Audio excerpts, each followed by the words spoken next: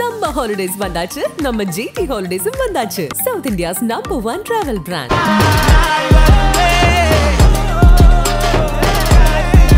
குறைந்த விலை நிறைந்த தரம் தங்கள் தேவைகள் அனைத்தும் ஒரே இடத்தில் ஜெயச்சந்திரன். இந்த நாசிக் பகுதியெல்லாம் வந்து பார்த்தீங்கன்னா இயற்கையாலே வந்து வறட்சியான பகுதி. பூமி நிலத்தடி நீரை நல்லா உறிஞ்சிடுறாங்க. இது ஏதோ மகாராஷ்டிராவில் மட்டும் நினைக்காதீங்க. இது மகாராஷ்டிராலையும் இருக்குது, குஜராத்தில் அதிகமான உள்பகுதிகளுக்கெல்லாம் நல்ல தண்ணீர் கிடையாது. ராஜஸ்தானில் அதை விட ஒஸ்ட்டாக இருக்குது. வடமேற்கு இந்திய பகுதிகளில் எல்லாமே இந்த வருஷம் பஞ்சம்தான். அந்த தண்ணியை சுத்தமாக இல்லையே, சுத்தமாக இருக்காதுங்க. எந்த தண்ணியும் வந்து உங்களுக்கு எல்லாம் கழனி தண்ணி மாதிரி தான். ஏன்னா கருப்பு மண், அடி மண், கருமண் மாதிரி இருக்கும். குடிக்க தகுதியற்ற நீர் தான்.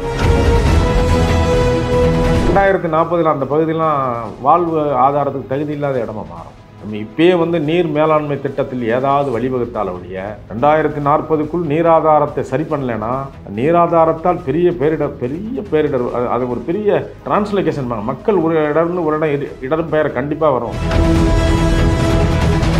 எங்கெங்கே நிலத்தடி நீர் உறிஞ்சுறாங்களோ 2040க்கு பிற்பாடு 2035-40க்கு மேலே குடிநீர் இருக்காது. எல்லாருக்கும் ரேஷன் குளிக்க கூட ரேஷனில் வரும். அப்போ தான் இது பேரிடர்வு தான். இது இனிமேல் தண்ணி பஞ்சங்கிறது இனிமேல் வந்து அது பேரிடர்வு, டிசாஸ்டர் தான். அதில் கொண்டு வரணும், டிசாஸ்டரில் கொண்டு வரணும்.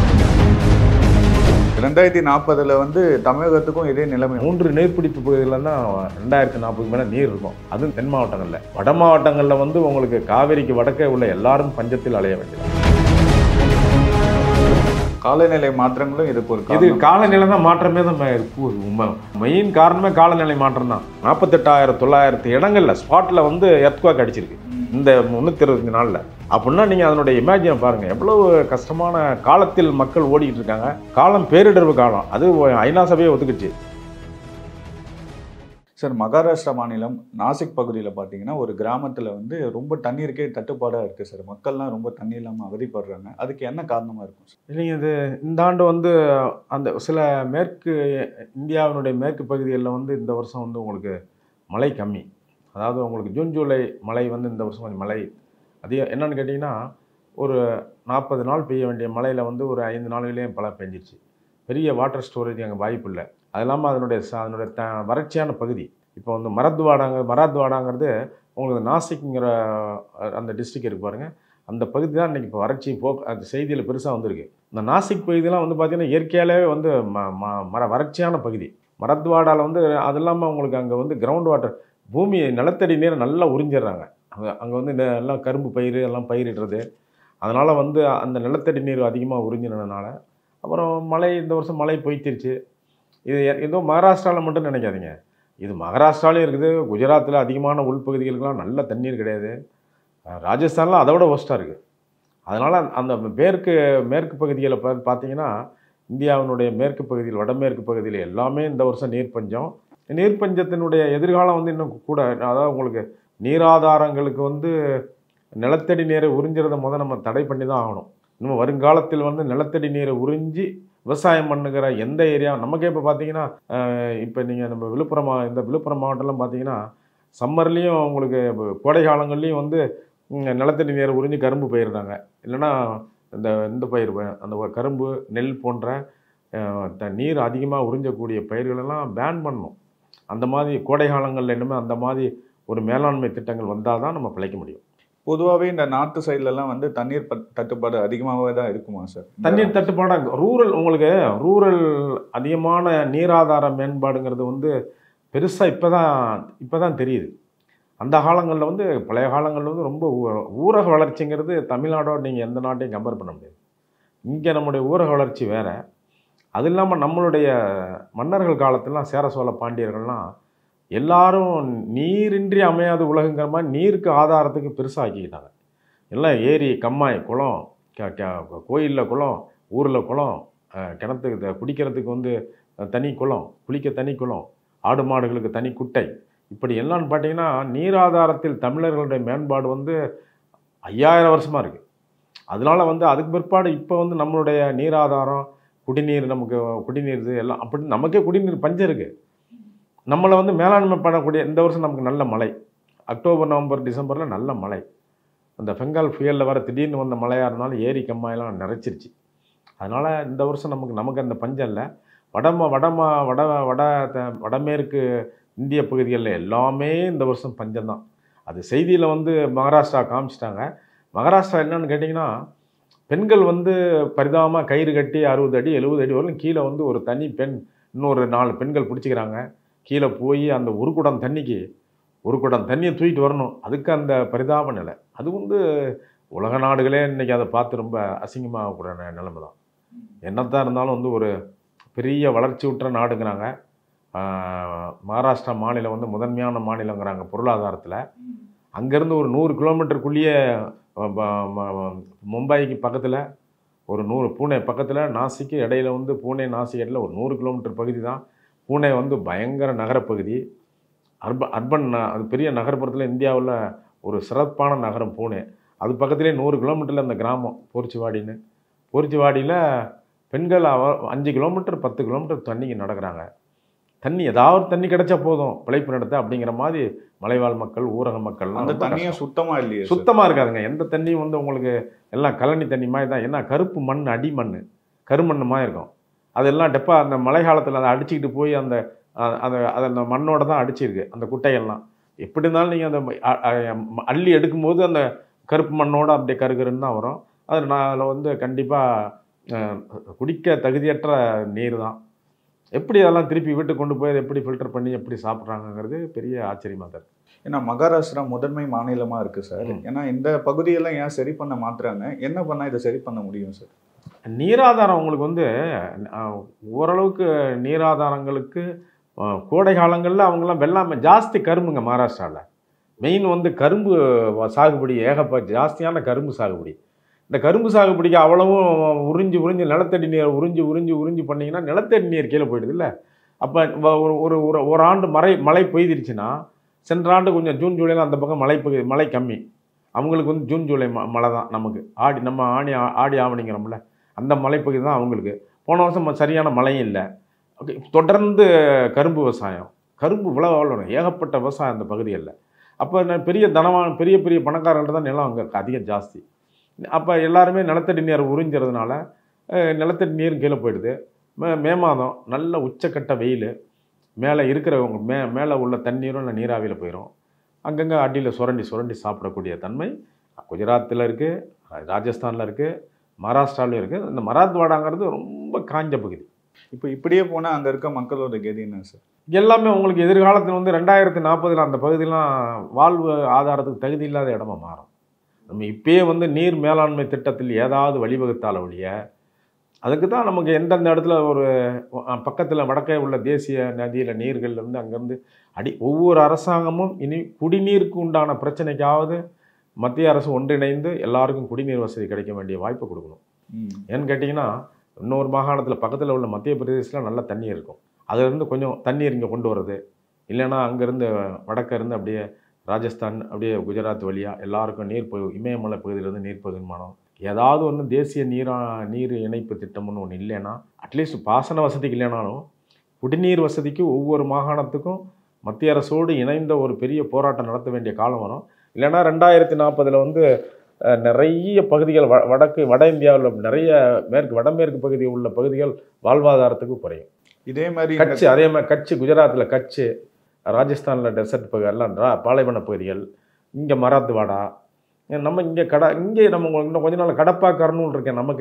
நமக்கு ஆந்திர பிரதேச கடப்பா கர்னூல் இதே சூழ்நிலை தான் இருக்குது. அப்படிங்களா? ஆமாம். நீங்கள் கடப்பா கர்னூலில் என்னென்னு கேட்டிங்கன்னா, தெலுங்கானான்னு ஒரு தனியான ஒரு இது வந்துச்சு, ஸ்டேட் வந்துச்சு. அந்த மாகாணத்துக்கு வந்தோன்னா அவங்க குடிநீர் சப்ளையில் வந்து கொஞ்சம் நல்லா சிறப்பாக வேலையை செஞ்சுட்டாங்க. அதனால் கொஞ்சம் குடிநீர் பஞ்சம் தெரியல. ஆனால் 2040 இந்த பிரச்சனை எல்லா இடத்துக்குமே 2040 நீராதாரத்தை சரி பண்ணலைன்னா, நீராதாரத்தால் பெரிய பேரிடர் அது ஒரு பெரிய ஒரு டிரான்ஸ்லொகேஷன். மக்கள் ஒரு இடம்பெயர கண்டிப்பாக வரும். இடம்பெயர்தல் வரும், டிரான்ஸ்லொகேஷன் பேர். முக்கியமாக எந்தெந்த பகுதி? கண்டிப்பாக உங்களுக்கு வடமேற்கு பகுதி, இந்தியாவினோட வடமேற்கு பகுதி அப்படியே நம்ம மேற்கு தொடர்ச்சியில் உள்ள பூனே மராத்வாடா வரலும் வரும். இங்கே நம்ம தென்னிந்தியாவில் வந்து கடப்பா கர்னூல் இந்த பகுதிகள் இதெல்லாம் வந்து ரொம்ப கேள்விக்குறியானதாகும். நமக்கு தமிழகத்தை பொறுத்தவரையிலுமே நாமக்கல், திருப்பூர், பெரம்பலூர், அரியலூர், விருதுநகர் ராமநாதபுரம் பெரிய ஒரு 7-8 மாவட்டம் ரொம்ப 2040 தத்தளிக்க வேண்டி வருமே. நம்ம தமிழ்நாட்டிலையுமே பார்த்தீங்கன்னா இந்த கரும்பு விவசாயம் இந்த மாதிரி விஷயங்கள்லாம் என்னன்னு கேட்டீங்கன்னா எதிர்காலத்தில் எல்லாருமே எதுங்க கோடை காலங்களில் இல்லைன்னா கரும்பு பயிர்கள் வந்து அந்த மாதிரி வந்து மழை காலங்களில் உள்ள பகுதிகளை தவிர மற்ற இதுக்கு நிலத்தடி நீரை உறிஞ்சுவது தடை செய்யணும். தடை செஞ்சே ஆகணும். நிலத்தடி நீரை கோடை காலங்களில் உறிஞ்சுவது எக்காரணம் முன்னிட்டையும் அது பண்ணலைன்னா உங்களுக்கு தூர பார்வையில் வந்து ரொம்ப கஷ்டம். இந்த பெப்சி, கொக்கோ கோலா இந்த மாதிரி கம்பெனிகளும் வந்து நீரை எடுக்கிறாங்க இல்லையா சார்? நிலத்தடி நீர் உறிஞ்சப்படுகிறத தவிர்க்க வேணும். உங்களுக்கு மழை காலத்தில் நீங்கள் வந்து இதை பண்ணலாம். நமக்கு வந்துங்க இந்த மாதிரி இந்த நாகரிக பானங்கள் எல்லாம் தடை பண்ணணும். நாகரிக பானங்கள் நமக்கு தேவையில்லை. இயற்கையாக இளநீர், அதுக்கு இளநீர் விவசாயம் பண்ணி இளநீர் எங்கே பார்த்தாலும் இளநீர் மக்கள் கொடுக்குறது அதெல்லாம் இருந்தாலும் உங்களுக்கு ஒரு பொதுவான ஒரு உடம்புக்கு நலன். இது மாதிரி உங்களுக்கு இந்த பன்னாட்டு நிறுவனங்கள் வந்து நிலத்தடி நீரை உறிஞ்சுறாங்க. அது வந்து அது பொறுப்பு வரும். ஒரு ஒரு ஒரு பொறுப்பு துறக்க முடியாது யாரும். உங்களுக்கு இல்லைன்னு சொல்லும்போது பொறுப்பு வந்துடும்ல. அப்போ பொறுப்பு வரும்பொழுது எல்லாருமே அதுக்கு தகுந்த சட்ட நடவடிக்கைலாம் வரும். அந்த பொறுப்பு வந்து மக்களுக்கு மட்டும் இந்த பத்தாது இல்லையா சார்? இப்போ கார்பரேட் கம்பெனிங்கெல்லாம் இந்த மாதிரி விஷயங்கள் பண்ணுறாங்க இல்லையா சார்? கம்பெனி அவங்க கார்பரேட் கம்பெனிக்கு என்னங்க இருக்காங்க, அவங்களுக்கு வேண்டியது பணம் தானே. பன்னாட்டு நிறுவனம் எவ்வளோ சுரண்ட முடியுமோ அதை சுரண்டுவாங்க. அது நம்ம யாரையும் தனிப்பட்ட முறையில் சொல்ல முடியாது. நம்ம அரசுகள் தான், நம்ம மக்கள் தான் அதை அவங்களுக்கு சுதாரிக்கணும்.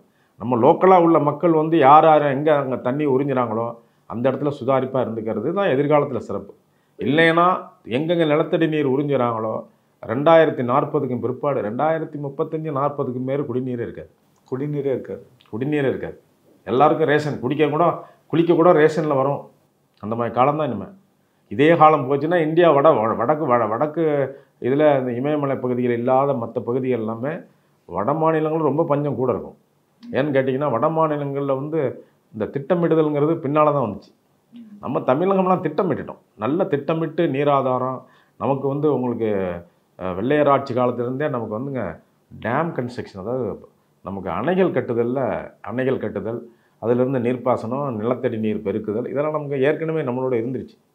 நம்ம இருந்ததுனால வந்து இன்னையவரையிலும் ஒரு பெரிய பாதிப்பு வறட்சி வருது. இருந்தாலும் ஒரு மேலாண்மை பண்ணக்கூடிய எல்லையில் தான் இருக்கும்.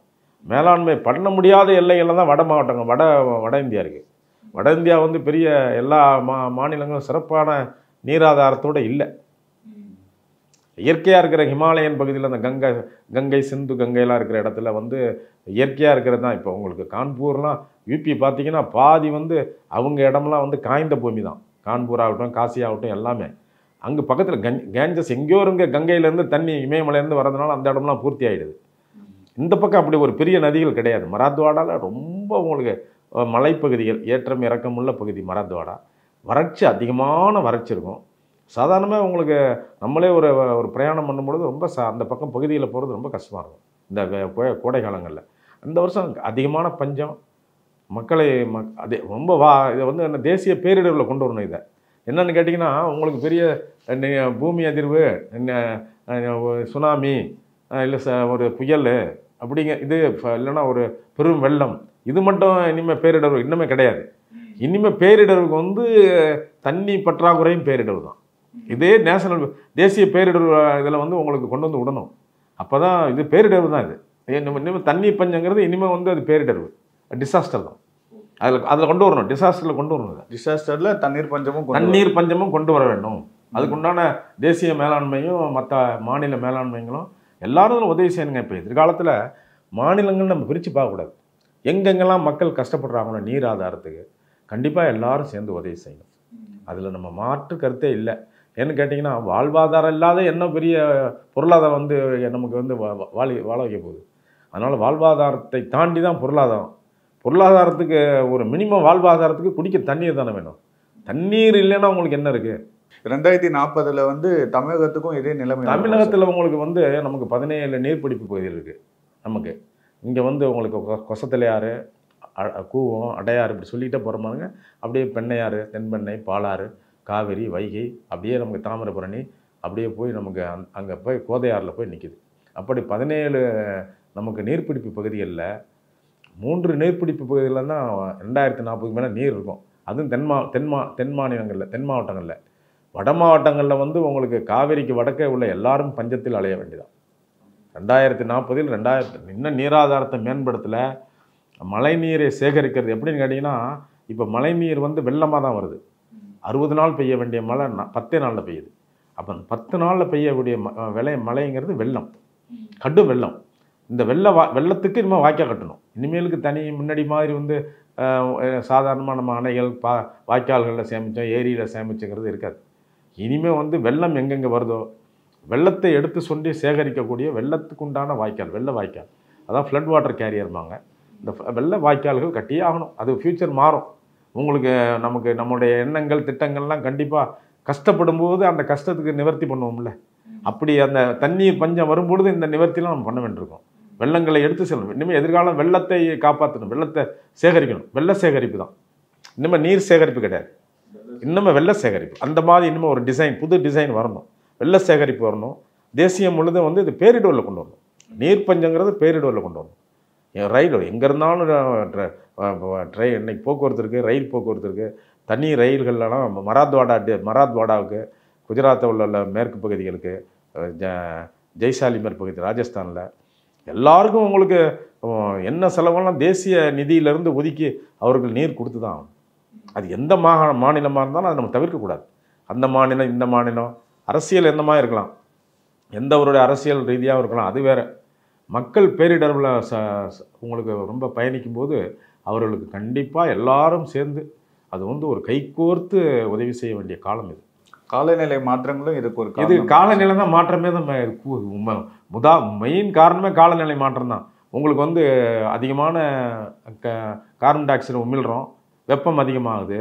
வெப்பம் அதிகமாகிறதுனால வந்து உங்களுக்கு பூமியினுடைய வெப்பனால வந்து கடலில் மாற்றம், நிலப்பகுதிகளில் மாற்றம், பருவநிலைகளில் மாற்றம், அப்போ பருவமழையிலையும் மாற்றம். இப்படி பார்த்தீங்கன்னா எல்லாமே மாறிப்போச்சு. இயற்கையை விட்டு நம்ம தூரம் வந்துட்டோம். இயற்கையில் வந்து இப்போ பேரிடர் பார்த்தீங்கன்னா இந்த வருஷம் எத்தனை எர்த்குவாக்கு, இந்த வருஷம் வந்து எத்தனை எர்த்குவாக்கு நம்ம தாங்க முடியாத எர்த்குவாக்கு இந்த வருஷம். மியான்மர் நாட்டில் மியான்மர் வந்து உங்களுக்கு 7.7 அடிச்சது போன மார்ச் 31 அதுக்கு முற்பாடு இப்போ பிலிப்பைன்ஸில் போன 19 இந்த வருஷம் மட்டும் மொத்தமாக உங்களுக்கு வந்து 90 எர்த்குவாக் இருக்குது. இந்த மாதத்தில் 90 எர்த்குவாக் வந்து என்னென்ன நாட்டில் அதிகமாக அதிகமாக நீங்கள் பிலிப்பைன்ஸு, அமெரிக்கா பகுதிகளில், பாப்பா நியூ கினியான அந்த நம்ம கிழக்கு பகுதிகளில் அதிகமாக தாக்கியிருக்கு. மியான்மர், பிலிப்பைன்ஸு நம்ம ஏரியாவில் வந்துருக்கு. இங்கே டஜிகிஸ்தான் மோஸ்ட்லி பாகிஸ்தான் ஏரியாவில், ஆப்கானிஸ்தான் ஏரியாவில், ஆப்கான்லேயும் அந்த பாறைகள் அல்லாது அந்த இடத்துல பாறைகளுடைய மோதலில் பெரும்பாறைகள் மோதல் தானே இந்த எர்த்குவாக்ங்கிறது, பூகம்பங்கிறது. இப்போ என்னென்னு கேட்டிங்கன்னா நமக்கு நிறைய இடத்துல வந்து கிட்டத்தட்ட 8000க்கு மேலே உள்ள இப்போ இந்த வருஷம் ஜனவரிக்கு பிற்பாடு 8000க்கு மேலே உள்ள இடங்கள்லாம் வந்து எர்த்குவாக்குன்னு சொல்லக்கூடாதுங்க. எர்த்குவாக்குன்னா நில அதிர்வு, நிலப்பிளவு. இது வந்து எர்த் ஷேக்கிங். 5, 6 வந்து எர்த் ஷேக்கிங் தான். அப்படியே உங்களுக்கு குலுக்கிறது பூமியை. அதுக்கு மேலே 2ஆக பிளந்து இதை பிளவு போகிறதெல்லாம் உங்களுக்கு 7.7 தான் அந்த மாதிரி வரும். அந்த 5.7, 6.7 அல்ல 6, 5 வந்து பூமி வந்து ஷேக்கிங் இருக்கும். அதுவே அதிகம். அது ஷேக்கிங் வரும்போதே உங்களுக்கு செடி கொடி மரமெல்லாம் வேறு இத்து போயிருமில்ல, காஞ்சி போயிருமில்ல. அப்போ விவசாயம் பாதிக்கும், எல்லாம் பாதிக்கும். நீர்கள் எங்கேயாவது ஓடைகள்லாம் பிளக்கும். எவ்வளோ உங்களுக்கு மேலே உள்ள மேலப்பகுதிகளில் உள்ள எந்த மாற்றங்களுக்கும் நிகழ வாய்ப்பு இருக்குது. இப்போ மியான்மரில் நடந்தது, ஆப்கானிஸ்தான், அமெரிக்கா இந்த மாதிரி நடக்குது இல்லையா சார்? இந்தியாவுக்கும் இந்த பாதிப்பு ஏற்பட வாய்ப்பு இருக்குது? இந்தியாவுக்கு நமக்கு ஹிமாலயன் பகுதி இருக்குங்களா, நம்ம ஹிமாலயன் பகுதியில் நம்ம பெரும் பாறைகளுடைய எல்லைகள் இருக்குது. அந்த நம்ம பெரும் பாறைகள் 15 பாறைகள் இருக்குது. அதில் பெரும் பாறைகளின் எல்லை வந்து நமக்கு இல்லை, தமிழகத்துக்கு இல்லை, தமிழகத்துக்கோ தென் மாநிலங்களுக்கோ இல்லை. நம்மளுடைய பெரும்பாறைகள் எல்லையெல்லாம் கடல் வழியாக போகுது. பர்மா வழியாக, கடல் வழியாக, பர்மா வழியாக ஹிமாலயா போயிடுது. அதனால் நமக்கு ஒன்றும் இல்லைங்க. அந்த பர்மாவிலேருந்து மியான்மர்னு சொல்கிறோம்ல, அதனுடைய மேற்கு பகுதி எல்லாமே வந்து ஹிமாலயா வந்து ஆப்கானிஸ்தான் போயிடுது. அவன் ஹிமாலயா, ஆப்கானிஸ்தான் இன்னும் அடிக்கடி நில உங்களுக்கு இது வரும். எர்த்குவாக்ங்கிறது வந்ததான் இந்த வருஷம் நிலநடுக்கம் வரும். இந்த வருஷம் அதிகமான நிலநடுக்கங்க. என்ன காரணம் சார் இது? உலகமே ஒரு மாதிரி உங்களுக்கு உலகமே ஒரு அரண்டு போகிற ஒரு பிரச்சனையாக தானே இருக்குது. நம்ம என்ன செய்ய முடியும்? உலகமே ரொம்ப அரண்டு போய் கிடக்குறாங்க.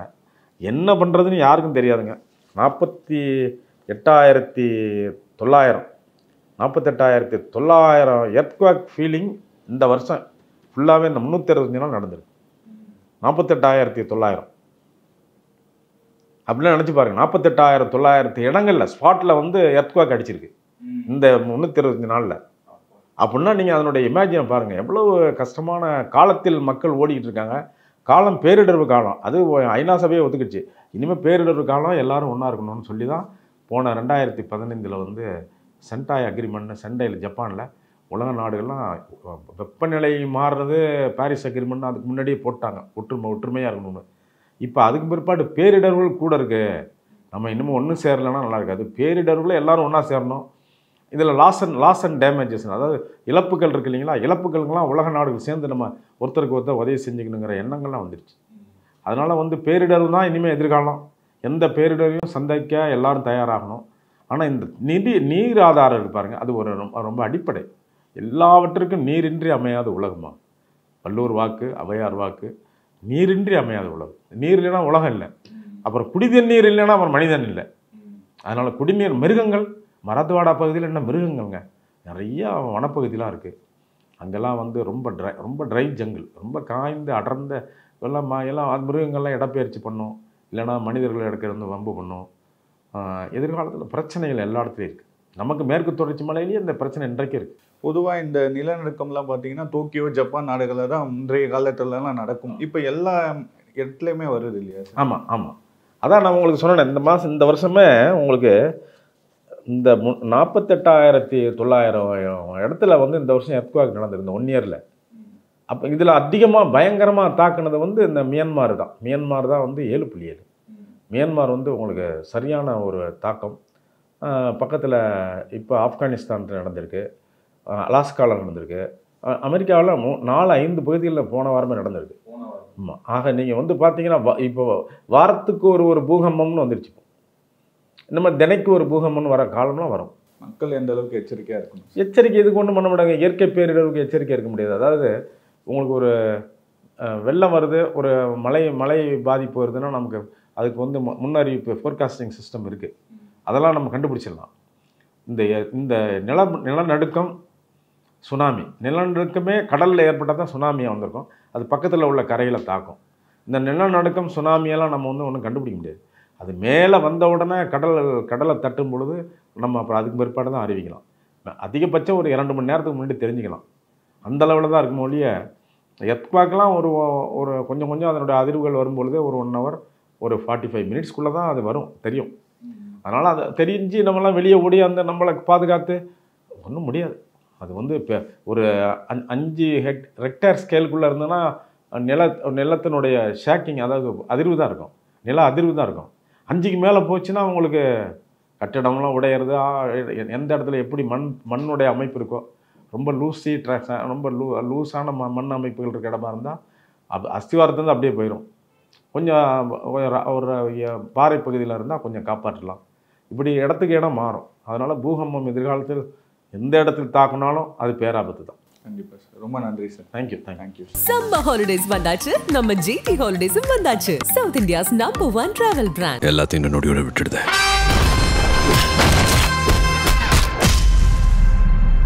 குறைந்த விலை, நிறைந்த தரம், தங்கள் தேவைகள் அனைத்தும் ஒரே இடத்தில். ஜெயச்சந்திரன்.